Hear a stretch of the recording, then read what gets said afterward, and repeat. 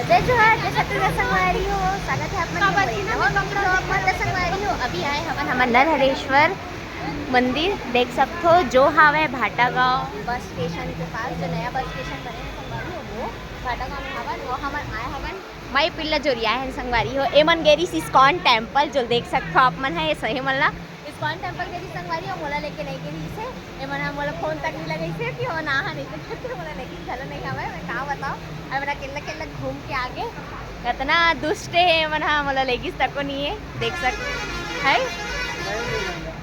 तो चश्मा तो आँखी तक नहीं दिखते एकदम टाइट वाला मेरा।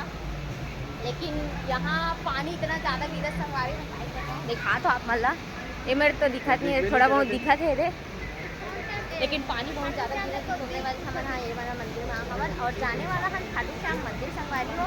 तो अभी आप मैंने देखा हाँ भोलेनाथ देख सकते हो, भोलेनाथ के बहुत बड़े मूर्ति है यहाँ। तो चलो संगवारी हो मिलते हैं अपना नेक्स्ट मिनी ब्लॉग में, तब तक के लिए जय